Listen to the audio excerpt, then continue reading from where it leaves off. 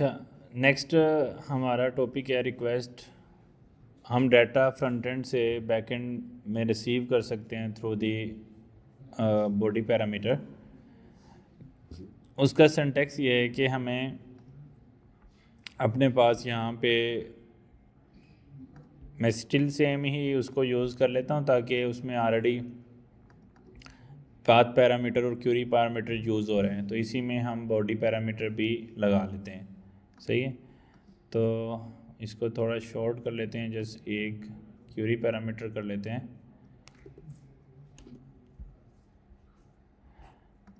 अच्छा, हमारे पास आईडी और असाइनमेंट आईडी इस पाथ पैरामीटर और डाटा जो है हमारे पास क्यूरी पैरामीटर है। और ऐसा हमारे पास की इज़ जस्ट लाइक आइटम, जिसके ऐसा हमारा पैरामीटर जिसके आगे हम टाइप बेस मॉडल से डिफ़ाइन करके रखते हैं, उसको फास्ट एपीआई एज आ रिक्वायर्ड करती है कि ये हमारे लिए बॉडी पैरामीटर होना चाहिए। मतलब हम जब कॉल करेंगे इसको तो उसके से पहले हमें बेस मॉडल बनाना है। तो फ्रॉम पाइडेंटिक इंपोर्ट बेस मॉडल, और हम क्लास बनाएंगे, मे बी आइटम बना लेते हैं। और अच्छा, अब इसके अंदर हम मल्टीपल चीज़ें रख सकते हैं, जैसे लाइक आईडी रख दी हमने।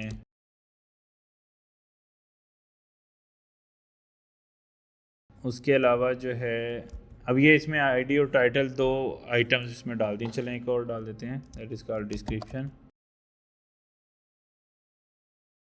अच्छा, अब ये आइटम हमने डिफ़ाइन किया है और यहाँ पे भी हम बना रहे हैं पैरामीटर आइटम के नाम से। हम कह रहे हैं कि इसकी जो टाइप है ना वो आइटम होगी, कैपिटल आई वाली। इसका मतलब ये है कि अगर आपने कोई भी पाइडेंटिक का मॉडल यूज़ करके अगर आपने कोई टाइप बनाई है और वो आपने एज अ टाइप पास किया है, तो इस आइटम को जो फास्ट एपीआई है वो अंडरस्टैंड करेगी कि ये एक क्यूरी पैरामीटर है, सॉरी ये एक बॉडी पैरामीटर है। इसको हम पास कैसे करेंगे फ्रंट एंड से? पोस्टमैन में चलते हैं। जैसे क्यूरी पैरामीटर यहाँ से होता है, पाथ हम पाथ में सेट करते हैं। अब बॉडी पैरामीटर पास करने के लिए यहाँ पे बॉडी लिखा हुआ है, इस पर हम क्लिक करेंगे और यहाँ पे अगर हम बॉडी पैरामीटर पास नहीं करेंगे तो ये एरर देगा कि उसको क्यूरी पैरामीटर आइटम चाहिए और उसके साथ उसको बॉडी पैरामीटर चाहिए। तो सही है, डाटा इनपुट आइटम यहाँ पे, और वो हम कैसे पास करेंगे उसको कि बॉडी में जाएंगे, आईडी टाइटल और डिस्क्रिप्शन एज एन जेसन पास करेंगे। मतलब बॉडी में जाके आपने राह चूज़ करना है एंड देन जेसन चूज़ करना है। आईडी में हम आईडी पास करेंगे और बॉडी में हम जो है वो, और टाइटल में टाइटल पास करेंगे।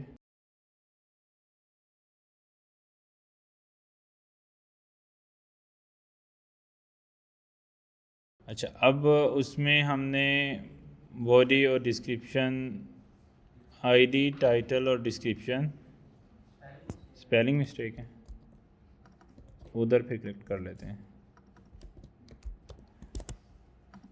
अच्छा, अब मेरे पास ये चल रहा है और इसके अंदर मेरे पास आइटम में वो सारी वैल्यूज़ भी आ रही होंगी। इवन अगर हम यही आइटम ही रिटर्न करते हैं वापस, तो वही वैल्यूज़ जो हमने बॉडी में पास की हैं उसको एज एन जेसन, वही हमें रिस्पॉन्स में भी आ रही हैं। अगर मैं ये वैल्यू चेंज करता हूँ यहाँ से, तो ये वाली वैल्यू भी हमारे पास चेंज होके आएगी। इसमें जो सीखने वाली चीज़ है वो ये है कि इसको कैसे पता लगता है कि ये बॉडी पैरामीटर है। तो उसकी डेफिनेशन वो ऐसे बता रहा है, अगर आपके पाथ में वेरिएबल डिफाइन है तो पाथ पैरामीटर, अगर आपकी सिंगुलर टाइप हैं लाइक इंट है, str है, इस तरह की चीज़ें आपने डिफ़ाइन की हैं, इसको वो क्यूरी पैरामीटर कंसिडर करेगा। और अगर आपने पाइडेंटिक का बेस मॉडल यूज़ करते हुए कोई टाइप कस्टम डिफ़ाइन की है, उसको वो फिर जेसन के अंदर as an body parameter receive करेगा। तो 3 ये डेफिनेशन उसकी वो बता रहा है। अच्छा, उसके बाद आप इसको ऑप्शनल बना सकते हैं। वो कैसे कि आप इसकी वैल्यू को नन कर सकते हैं, डिफ़ॉल्ट वैल्यू को। इसका मतलब ये है कि वो डिफ़ॉल्ट में कोई वैल्यू रिसीव नहीं करेगा। मीन अगर वो ना भी पास हो तो मेरा जो है आउटपुट वो चल जाएगी, उससे इशू नहीं आएगा। और उसके अलावा हमारे पास और क्या ऑप्शन है। बेस मॉडल से हमने ये चीज़ें बना ली हैं, डाटा मॉडल क्रिएट करके एक आइटम हमने रिसीव कर ली है, सही है। उसके बाद declare it as an parameter, वो हमने डिफ़ाइन कर लिया है। अच्छा, इसके नीचे और भी कुछ इंफॉर्मेशन थी कि हमें यहाँ पे वो कह रहा है कि इसको फर्दर आप अपने हिसाब से किसी भी पर्पज़ के लिए यूज़ कर सकते हैं। जैसे अगर आपके पास ये आइटम आ चुका है, आप इसको फर्दर इसके अंदर से डिक्शनरी गेट कर सकते हैं, पाइथन की जो भी वैल्यू है। तो may be result equal to item dot dictionary, तो इसमें डिक्शनरी आ जाएगी। अब डॉट करके आप मतलब उसका टाइटल चीज़ें ये एक्सेस कर सकते हैं, या फिर दूसरा सिंटेक्स भी यूज़ कर सकते हैं स्क्वायर ब्रैकेट वाला, उससे भी आप उसकी वैल्यूज़ को एक्सेस कर सकते हैं।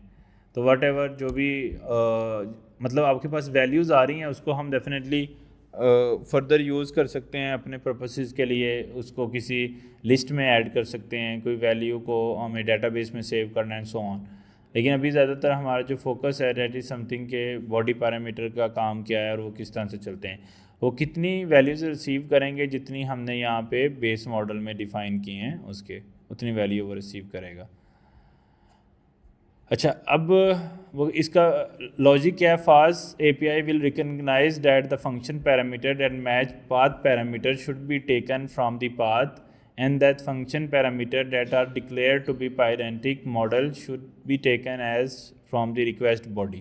वो उससे वहाँ से उसको टेक करेगा, अगर पाथ पैरामीटर है तो उधर से, और अदरवाइज वहाँ से। अगर तीनों पास किए हैं उसकी डेफिनेशन मैंने आपको बता दी है। If the parameter is a singular type like int, float, str, boolean, it will be interpreted as query parameter। If the parameter is declared to be type of parentic model, it will be interpreted as an request body। सही है।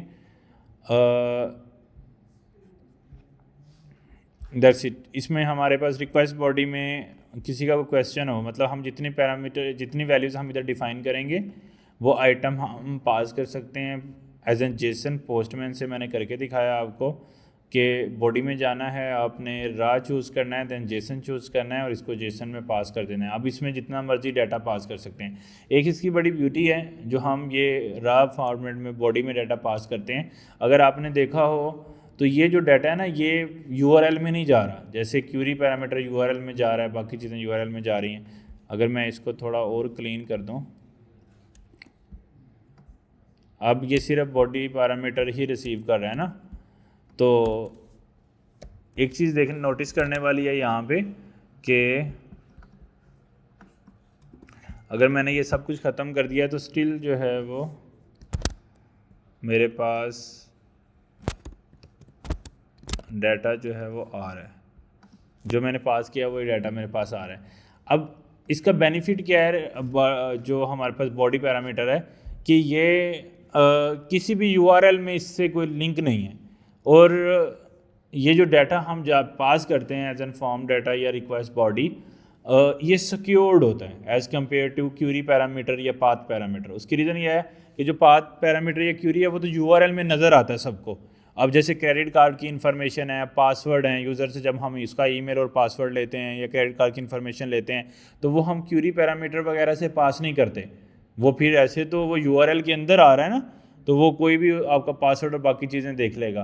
तो इस तरह की जो चीज़ें होती हैं वो रिक्वेस्ट बॉडी में जाती हैं। तो जिधर आपको सिक्योरिटी मैटर करती है तो उस डाटा को ओनली आपने रिक्वेस्ट बॉडी में ही पास करना है, उसको आपने उधर पास नहीं करना है मतलब पाथ में या जो क्यूरी में।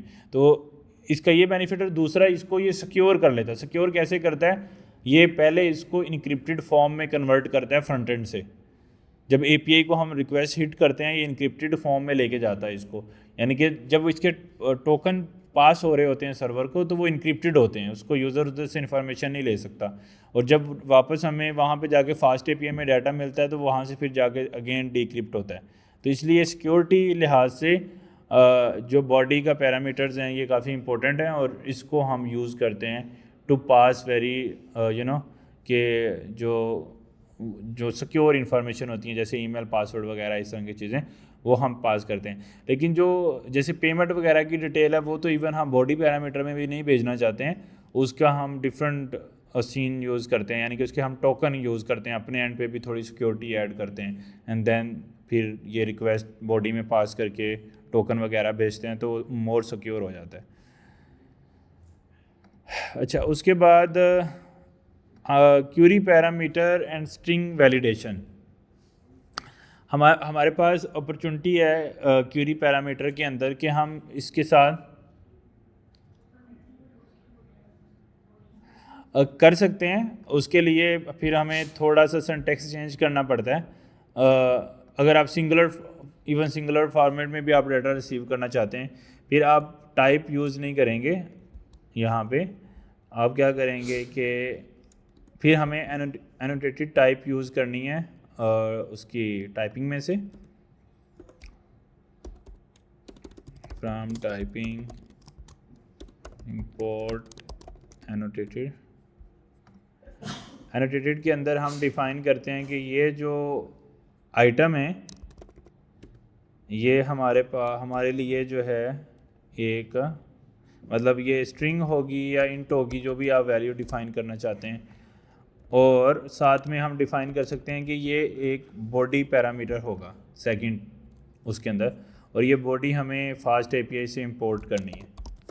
तो इससे क्या हो रहा है, इससे ये हो रहा है कि उसको पता लग रहा है कि आइटम एक बॉडी पैरामीटर है। किसको? फास्ट एपीआई को। हमने एनोटेटेड में हमने ये डिस्कस किया था ना कि ये इन्फॉर्मेशन देगा टू दी अदर टूल्स। तो ये इन्फॉर्मेशन दे रहा है किसको? फास्ट एपीआई को, कि आपने जो आइटम रिसीव करनी है वो एक क्या है, इंटीजर टाइप का वैल्यू है, और उसकी जो बॉडी है वो क्या है, वो हमारे लिए जो है वो एक बॉडी पैरामीटर है। मतलब उसकी जो वैल्यू है आपने क्यूरी में रिसीव नहीं करनी। तो इस सिंटैक्स से फिर हम इसको मतलब रिसीव कर सकते हैं एज एन जो है वो body parameter, even not using their Pydantic model. लेकिन चूंकि ये सिंटैक्स इतना अच्छा नहीं है, क्योंकि जब हमने बहुत ज़्यादा जो जेसन में वैल्यूज़ लेते हैं उनकी क्वांटिटी तो ज़्यादा होती है। जैसे कोई एडमिशन फॉर्म है, कोई साइनअप का फॉर्म है, उसमें तो 8, 10, 15, 20 फील्ड्स होती हैं। तो उसको जेसन में रिसीव करना through Pydantic model is better than defining this body parameter individually. तो उसको वो डिफ़िकल्ट होता है, इसलिए हम वो उसको रिकमेंड ज़्यादा करेंगे और यूज़ करेंगे।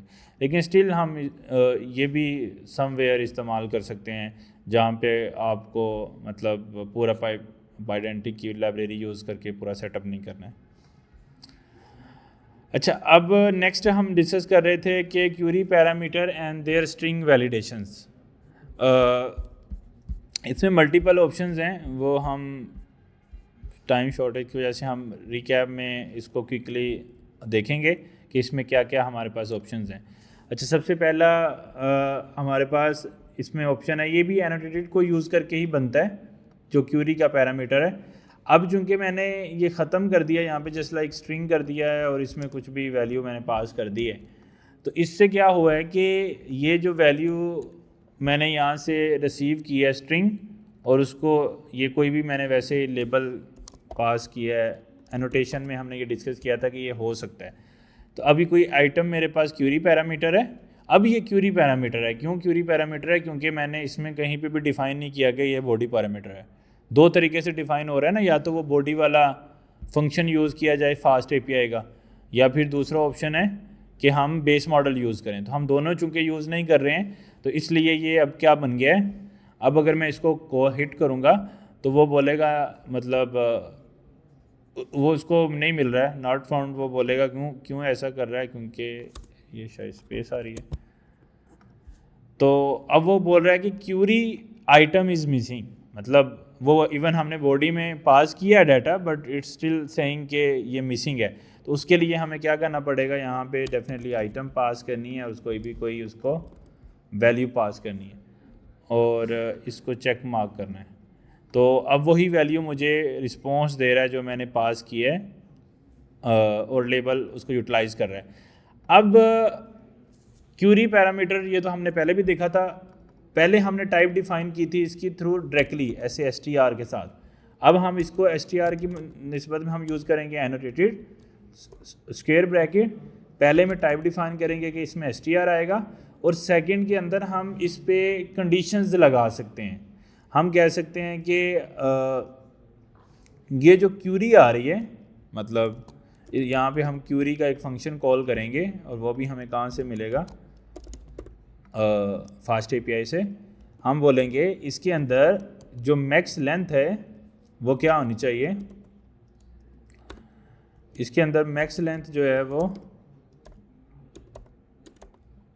10 होनी चाहिए, मिनिमम लेंथ जो है वो मिन लेंथ जो है वो 4 होनी चाहिए और पैटर्न भी हम सेट कर सकते हैं।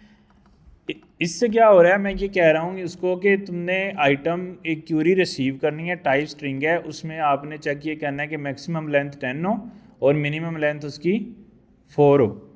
तो अगर आप यहाँ से मैं इसको पास करूँगा डाटा को, तो अगर मैं इसकी वैल्यू को कम करता हूँ तो अब पहले 4 था तो कोई एरर नहीं आ रहा था, मैंने 4 नहीं रखा तो एरर आ रहा है। क्या कह रहा है, string should have at least 4 characters, यानी कि उसने वैलिडेशन लगा दी इस पर। अगर मैं 4 करूँगा तो ओके हो जाएगा, अगर मैं ज़्यादा बड़ी वैल्यू करूँगा तो फिर एरर आएगा और क्या बोलेगा, string should have at most 10 characters, क्योंकि हमने यहाँ पे उसको क्या कर दिया है, कंडीशंस कर दिया है। अच्छा, इसके अलावा भी हमारे पास एक और इसमें होता है डेट इज़ कॉल्ड पैटर्न।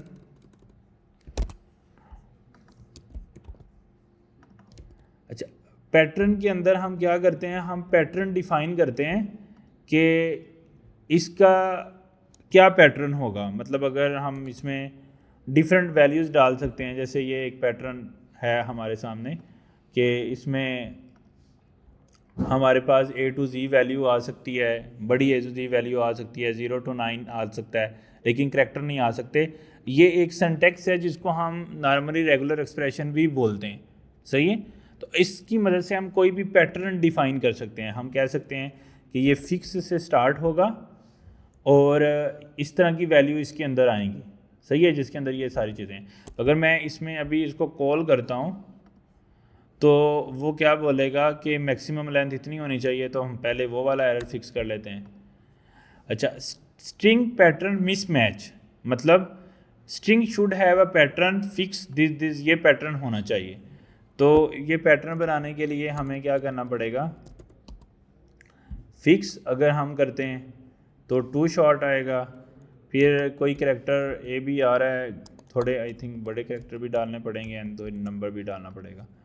तो अब मुझे वो वैलिडेट कर रहा है, स्टार्टिंग में फिक्स आ रहा है। अगर मैं स्टार्टिंग में फिक्स नहीं करूँगा ना, ऐसे कोई भी चीज़ें करूँगा तो फिर भी वो मिसमैच बोलेगा। तो ये जो मैंने यहाँ पे लॉजिक लिखी है ना, ये दैट्स शोइंग कि स्टार्ट होगा फिक्स से और आगे छोटी ABC आ सकती है, कैपिटल ABC आ सकती है, या 0 to 9 आ सकता है। तो अगर वो में हमने आगे किया था तो वो हमारा चल रहा था फिर ना, फिक्स लगा के स्मॉल ABC भी लगाई है, बड़ी ABC भी लगाई है और साथ में 2 3, यानी कि छोटे करैक्टर बड़े करैक्टर और साथ में 2 3 ऐसा कुछ लगा दिया तो चल गया। लेकिन जैसे ही अगर मैं कोई इसमें स्पेशल करैक्टर वगैरह लगाऊंगा तो वो भी टेक्निकली तो पता नहीं ये स्पेशल करैक्टर को सपोर्ट करता है या नहीं, लेकिन इस तरह की कोई रेगुलर एक्सप्रेशन हम डिफाइन कर सकते हैं to make that valid thing के क्या आपके लिए स्ट्रिंग वैलिड है। तो समटाइम यूज़र कुछ भी गलत सेंड कर सकता है ना, तो हम उसको वैलिडेट कर सकते हैं थ्रू दी क्यूरी पैटर्न। तो इसमें 3 चीज़ें हैं, max length, min length and pattern. अच्छा, उसके अलावा हमारे पास जो है वो मल्टीपल ऑप्शन है इसमें कि हम मज़ीद ये मेटा डाटा ही है, अगर हमने देना है जैसे लाइक टाइटल है, डिस्क्रिप्शन है, या फिर एलियस सेट कर सकते हैं। जो एलियस है उसका मतलब ये है कि हमारे पास जो है ना वो हम ऐसी वैल्यू कोई मतलब इसका नाम ऐसे नहीं रख सकते हैं यहाँ पे ऐसे। ये अंडर यानी कि इसके नाम के अंदर हमारे पास कोई वो नहीं आ सकता है, हाइफन नहीं आ सकती है, ये एरर है। तो लेकिन हमारे पास इसका हम इसको अंडरस्कोर कर सकते हैं ऐसे। अब अंडरस्कोर करेंगे और अगर मैं फ्रंट एंड से क्यूरी को ऐसे हाइफन के साथ भेजूंगा तो वो ट्रैक नहीं कर पाएगा उसको। इस प्रॉब्लम को फिक्स करने के लिए हम क्या कर सकते हैं, हम एलियस सेट कर सकते हैं। हम कहेंगे कि यहाँ पे कहीं पे भी हम सेट कर दें एलियस कि ये एक्चुअली तुम्हारे पास ये आइटम SF है, लेकिन एक्चुअली ये क्या है, आइटम टेस्ट हाइफन टेस्ट। तो इसका मतलब ये कि अगर ये भी आएगा ना, तुमने इसको यही समझना है, दैट इज़ कॉल्ड एलियस। मतलब अगर आपके पास एलियस बोलते हैं एक चीज़ का दूसरा नेम रखना, उसका डिफरेंट नेम डिफाइन करने को एलियस बोलते हैं। तो अगर ये वाली चीज़ आएगी तो एक्चुअली ये यही होगा आइटम SF। तो वो हम जो है वो यूज़ कर सकते हैं टू मेक दिस एलियस। फिर टाइटल पास कर सकते हैं, कुछ भी, ये लेबल है, इससे कोई फर्क नहीं आएगा। और डिस्क्रिप्शन पास कर सकते हैं, ये भी एक तरह से लेबल है, इससे भी कोई इफेक्ट नहीं आएगा ऐसे। तो ये मल्टीपल ऑप्शंस हैं टू मेक दिस वैलिडेशंस। तो क्यूरी की वैलिडेशन कैसे करनी है समझ आ गई है। ज़्यादा इंपॉर्टेंट है मैक्स लेंथ, मीन लेंथ और पैटर्न, इन 3 चीज़ों से हम वैलिडेट कर सकते हैं। अच्छा, अगर ज़रूरी नहीं है कि इनसे करना है, अगर आपके पास वैल्यू आ गई है ना एक, लेट्स सपोज आपने ये वैल्यू यहाँ पे रिसीव कर ली है, आप अपनी मैनुअल वैलिडेशन भी कर सकते हैं इफ़ लगा के। यहाँ पे इफ़ लगा लें, आप कह दें कि आइटम SF अगर ये जो है वो डबल इक्वल टू टेस्ट नहीं है, अगर ये इसके इक्वल नहीं है, तो आप यहाँ से HTTP की जो एक्सेप्शन है वो रेज़ कर दो, रेज़ HTTP एक्सेप्शन। उसके अंदर हम मतलब अपना वैल्यू वगैरह पास कर सकते हैं और जो भी करना है। तो मतलब ये ना, हम अब मैनुअली अपनी वैलिडेशन भी कर सकते हैं। अभी हमने जो पढ़ा that is called default validation, जो हमें वो प्रोवाइड करता है, वो हमें मिल गई है। अच्छा, उसके बाद हम जल्दी से और भी कवर करने की कोशिश करते हैं, path parameter and numeric validation. जिस तरह हमने क्यूरी की वैलिडेशन देखी है ना फास्ट API में है, इसी तरह पाथ पैरामीटर और न्यूमेरिक वैलिडेशंस भी उसके अंदर हैं। और उसमें क्या क्या ऑप्शंस हैं हमारे पास, GT, GE, LT और LE। ये कैसे यूज़ करने हैं मैं आपको बताता हूँ। इसमें हमें डेफिनेटली पाथ पैरामीटर डिफ़ाइन करना पड़ेगा, या हम एक और काम करते हैं, यहाँ पे सेपरेटली एक डिफ़ाइन कर लेते हैं स्टूडेंट्स, और उसके आगे हम पाथ पैरामीटर रख लेते हैं ID, ठीक है। और ये सारा हम ख़त्म कर देते हैं इसमें से।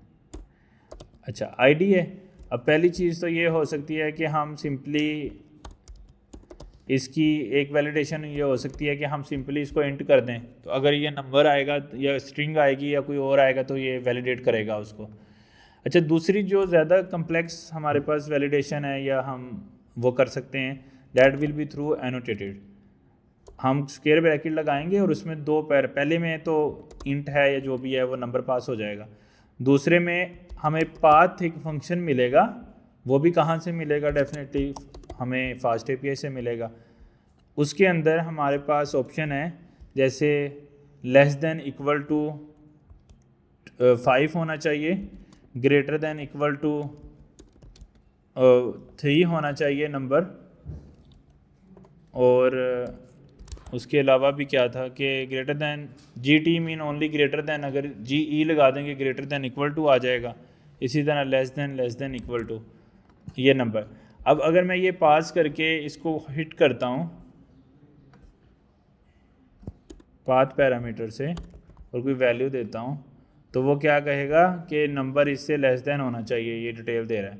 अब मैं अगर 0 पास करता हूँ तो वो फिर भी इनवैलिडेट करेगा कि नंबर ग्रेटर होना चाहिए। तो नंबर करेक्ट कौन सा है, अगर मैं 4 पास करूँगा that is the correct number, क्योंकि मैंने उसको ऐसी वैलिडेशन लगाई है उसके ऊपर। तो ये भी हमारा होपफुली आपको क्लियर हुआ होगा।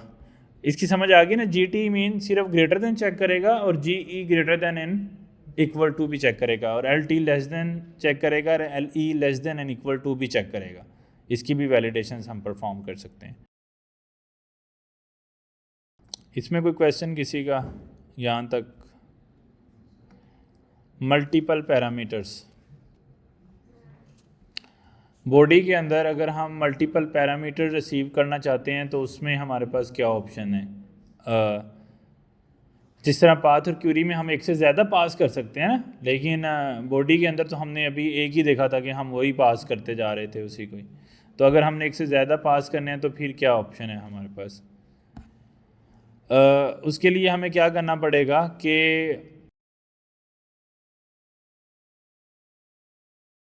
लेट्स सपोज हमारे पास एक आइटम है और एक यूज़र है, दो डिफरेंट ऑब्जेक्ट हैं जो हम फ्रंट एंड से पास करना चाह रहे हैं, सही है।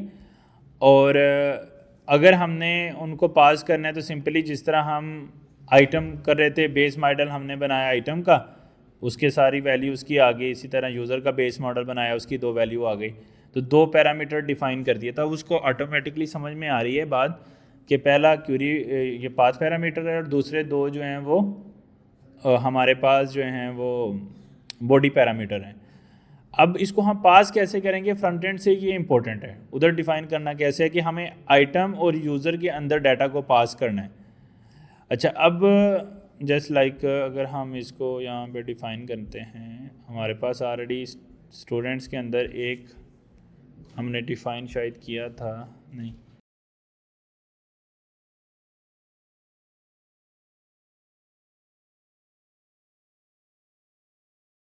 अच्छा अब दूसरा हम डिफ़ाइन कर लेते हैं यूज़र का मॉडल, और उसके अंदर भी सेम इसी तरह की एक दो वैल्यूज़ डाल देते हैं।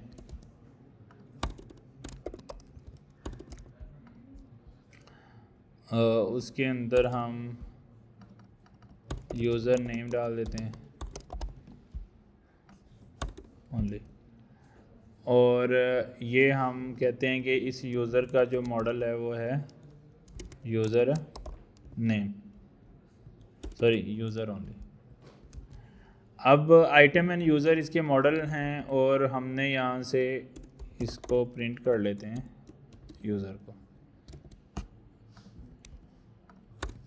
सही है। तो अब हम क्या करेंगे कि इसको हम कॉल करते हैं, तो वो कह रहा है कि बॉडी में आइटम जो है वो अवेलेबल नहीं है, वो रिक्वायर्ड फील्ड है। तो यहाँ पे हमने चूँकि डाटा डायरेक्टली पास किया है, आइटम में पास नहीं किया है, तो वो इसलिए उसको कंसीडर नहीं कर रहे हैं। तो हम क्या करेंगे, ये सारा जो भी हमने ऑब्जेक्ट डिफ़ाइन किया था इसको आइटम के की में रख के नेस्टेड कर देंगे इसका डाटा। जब हम अब इसको कॉल करेंगे तो अब वो कह रहा है कि यूज़र की फ़ील्ड उसको नहीं मिल रही है। तो इसी तरह जिस तरह मैंने आइटम पास किया है सेम उसी तरह मुझे यूज़र भी पास करना है, और उसमें मुझे फिर डेफिनेटली यूज़र नेम पास करना है। तो अब मेरा डाटा जो है वो चल जाएगा और डेफिनेटली कंसोल भी प्रिंट हो जाएगा। तो जो बात समझने की है वो क्या समझ में आई है कि अगर तो एक है फिर वो ऑब्जेक्ट डायरेक्टली होगा, यानी कि वो आपको ऐसे कीज़ नहीं बनानी पड़ेंगी उस नाम की जिस नाम से आपने पैरामीटर डिफ़ाइन किया है। लेकिन अगर आप दो या तीन ऐसे डिफ़ाइन करते हो तो फिर आपको क्या करना पड़ेगा, उसकी मतलब नेस्टेड कीज़ बनानी पड़ेंगी ऐसे आइटम यूज़र, और इस तरह से फिर उसमें जितनी भी फील्ड आपने बेस मॉडल में डिफ़ाइन की हैं वो फिर आपकी वहाँ पे आएंगी नेस्टेड में। तो सिर्फ फ़र्क इतना है कि नेस्टेड में आएंगी इन केस अगर एक ही एपीआई के अंदर आप दो बॉडी पैरामीटर रिसीव कर रहे हो, और अगर एक कर रहे हो फिर वो जैसे हमने पहले सिंटैक्स सीखा था वही है।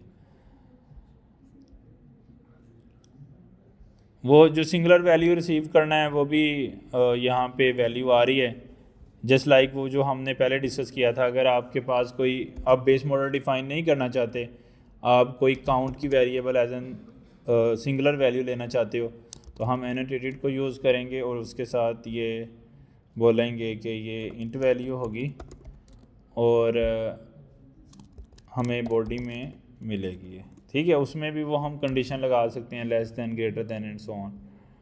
अच्छा, अब इसको हम कॉल करेंगे तो वो एरर देगा काउंट का। तो अब काउंट हमें क्या करना है, रूट लेवल पे डिफ़ाइन करना है। और उसकी कोई भी इंटीजर वैल्यू जो है वो डिफ़ाइन करनी है। तो अब वो चल रहा है मेरे पास। तो हमने सिंगुलर वैल्यू कैसे डिफ़ाइन करनी है, मल्टीपल कैसे डिफ़ाइन करनी है, ये इसमें मैंने आपको लगा के दिखा दिया। अच्छा, उसके बाद मल्टीपल ये हमने डिस्कस कर लिया है ऑलमोस्ट, वो सारा हमने प्लान आउट कर लिया है इसका। तो होपफुली आपको बात समझ आ गई होगी मल्टीपल कैसे डिफ़ाइन करने हैं। बॉडी फील्ड्स, इसके अंदर क्या है हमारे पास कि हम बेस पाइडेंटिक हमें बेस मॉडल जब हम यूज़ करते हैं उसमें कस्टम एरर मैसेजेस के लिए और कस्टम वैलिडेशन के लिए भी अपॉर्चुनिटी देता है। जैसे आपने देखा था हम वैलिडेशंस परफॉर्म कर पा रहे थे पाथ और क्यूरी वगैरह पे, इसी तरह अगर हमें बॉडी वाले डाटा पे कोई वैलिडेशन लगानी है तो बॉडी का डाटा तो हम यूज़ कर रहे हैं ना थ्रू पाइडेंटिक, उसको मतलब लेके आ रहे हैं, तो उसके लिए वो ऑप्शन दे रहा है कि हमारे पास एक ना फील्ड की ऑप्शन है वहाँ पे इक्वल टू फील्ड, और उसके अंदर हम अपनी मतलब वो सारी चीज़ें डिफ़ाइन कर सकते हैं जो हमने पढ़ी हैं ना उसमें क्यूरी में या दूसरी में। तो हम एक फील्ड इंपोर्ट करके, मतलब यहाँ पे अगर मेरे पास यूज़र नेम है और इसकी मैं मैक्स लेंथ वगैरह डिफ़ाइन करना चाहता हूँ, तो हम बेस मॉडल के साथ जो है फील्ड भी इंपोर्ट कर लेंगे और इसके अगेंस्ट हम इक्वल टू लगा के फील्ड, और इसके अंदर हम वो चीज़ें डिफ़ाइन कर देंगे लाइक के इसकी मैक्स लेंथ इतनी होनी चाहिए, मिन लेंथ इतनी होनी चाहिए, ग्रेटर देन पैटर्न वगैरह चीज़ें। तो वो क्या करेगा फिर इंडिविजुअल लेवल पे, यानी कि एक तो वैलिडेशन हो रही है टू दी ऑब्जेक्ट होल, फिर वैलिडेशन लगा पाएगा हर कीज़ पे भी, लाइक जिसमें ये यूज़र नेम है, टाइटल, डिस्क्रिप्शन, अगर आपने इनको वैलिडेट करना है तो इनके भी हमारे पास ऑप्शंस हैं, वो हम फील्ड के साथ यानी कि इनको कर सकते हैं वैल्यू को सेट के। इसकी जस्ट लाइक हम कहते हैं कि इसके अंदर जो मैक्स लेंथ है वो जो है वो 10 होनी चाहिए, और इसका पैटर्न ये होनी चाहिए, ग्रेटर देन वैल्यू इसकी होनी चाहिए, लेस देन वैल्यू इसकी होनी चाहिए। तो वो भी हम वैलिडेशन कर सकते हैं to the individual field level. एक नोटिस वो कह रहा है कि field is imported directly from Pydantic not from FastAPI as all are the rest query path body. मतलब अभी वो कह रहा है कि ये आपने याद रखना है कि इसको हमने फील्ड को पाइडेंटिक से इंपोर्ट किया है, बाकी सारी वैलिडेशन हम कहाँ से इंपोर्ट कर रहे थे, फास्ट एपीआई से, तो वो हमने वहाँ से नहीं किया है। अच्छा, उसके बाद जो है ये सारी इन्फॉर्मेशन है एक्स्ट्रा कुछ, you can declare extra information field query body JSON schema, वो हमने काफ़ी हद तक जो है वो अंडरस्टैंड कर लिया।